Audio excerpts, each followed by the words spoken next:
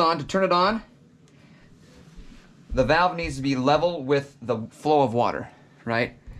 So as the water comes out this way, that's where the direction our valve needs to be. When it's in a T, like this, that means it's off. On, flow of water, off. Okay, so it's off right now. I'm actually gonna turn the water back on up here. So come up here. Turn this water back on. Okay. Now it's gonna fill up the tank. We're gonna come back down here and check to see if we got any leaks.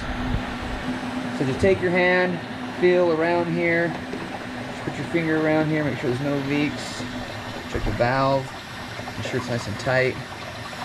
Seems to be okay. Okay, so now we'll just watch it for a little bit, make sure it's still good, no leaking. You can look up underneath it.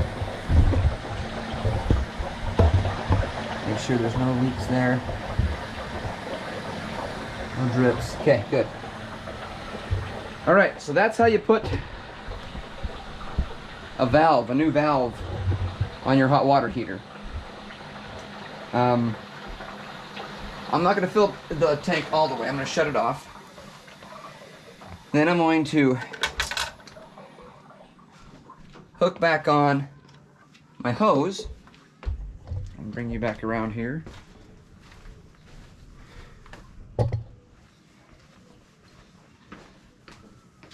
I'm going to take my hose right here. I'm going to hook it on to my new valve.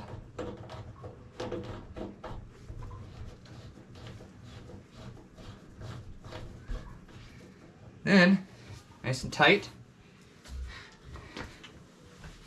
that hose is going to come over to your drain right here.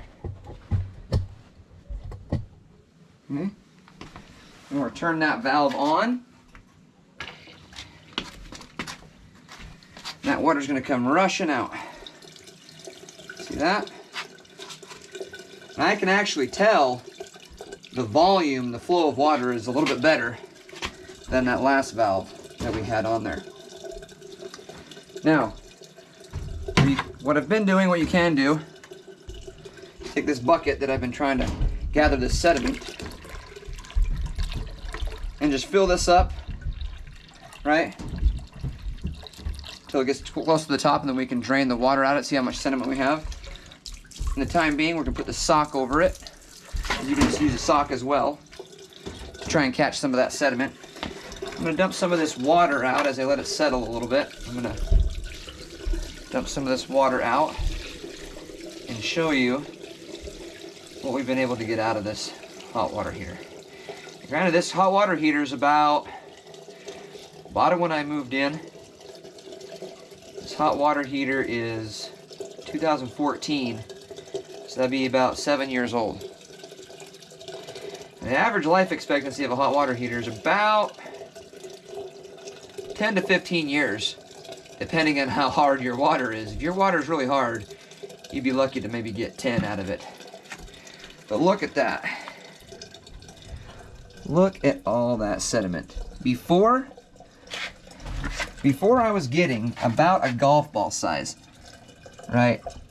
This is about a softball size or more of sediment that I've been able to pull out of there. Now obviously it's a mixture of pulling it out with the little hook and also getting it from coming out of the drain. So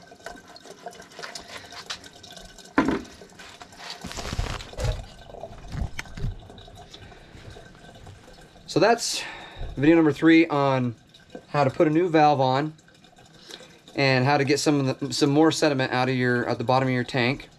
Now again, I could have spent a little more time and taken as much of that sediment out as I possibly could. I could look in there and see that there was a lot, but it wasn't like filled up at all. You could still see the dome looking part of the bottom of the hot water heater. But you can't let these hot water heaters get too full of sediment, because once they get too full, for example, If they get so full that they're like up to here with sediment or higher, you're done. You're not going to get all that sediment out, and you need to replace your hot water heater. Okay, so this is the reason why we flush our hot water heater, is to make sure we keep a lot of that sediment out, we keep the water clean. If you don't do this also, sometimes what will happen is you go to fill up the tub for your kids and you get a lot of that white, cloudy crap, some of that sandy crap in your tub. It's probably because you haven't flushed your hot water heater out. Okay? As you flush your hot water heater out more and more, you keep that water cleaner, you keep the sediment down, and you keep it from popping and banging, and you extend the life of your hot water heater. So again, that's how to flush your hot water heater. Video number 3. Thanks for watching. Please like, subscribe, and follow Dad Smart Pro. I'll keep you posted, and I'll do another video down the road when we go to change the anode rod. Again, the anode rod is right here. Takes a big socket. I think it's like 1 1/16 or 1 1/8.